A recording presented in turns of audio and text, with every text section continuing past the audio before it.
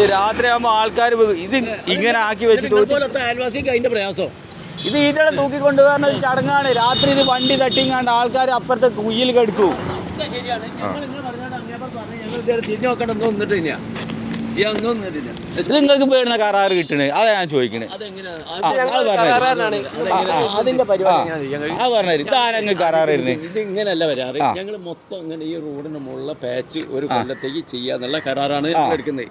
അപ്പോൾ ഈ റോഡ് ചെയ്തിട്ട് 2 കൊല്ലമായിട്ടുള്ള ഈ റോഡ് ചെയ്തിട്ട് നിങ്ങൾ അറിയാലോ തോന്നെ കാരണം ഇത് ചെയ്ത് 2 മാസം കൊണ്ട് ഇത് പൊട്ടിയാണ് ഈ റോഡ്.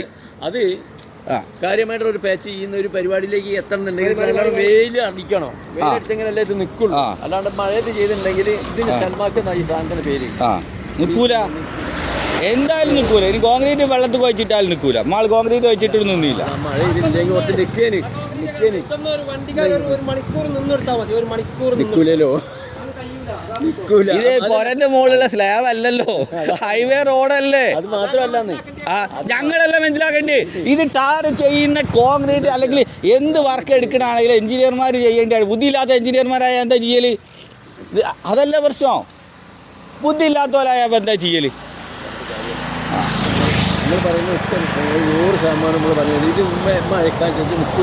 ഇത് റോളർ കൊണ്ടുവന്ന് ഇത് കട്ട് ചെയ്ത് ഈ പീസ് ചെയ്യണം. ഇത് ഇന്ന് വരെ ചെയ്തിട്ടില്ല ബസ്. ഇത് ഇന്ന് വരെ റോഡ് ചെയ്തില്ല. ഈ റോഡ് ചെയ്തിട്ടേ അല്ല. 2 കൊല്ലായില്ല. 2 കൊല്ലായില്ല. 2 പോയിട്ട് ഇത് 2 മാസം നിന്നില്ല. 15 കൊല്ലമായിട്ട് ഒരു ഗവൺമെന്റ് 10 കൊല്ലം എന്തായാലും കിട്ടി. 15 തന്നെ കിട്ടിയിരുന്നു. ഇവർ പറഞ്ഞ റെഡിയാ.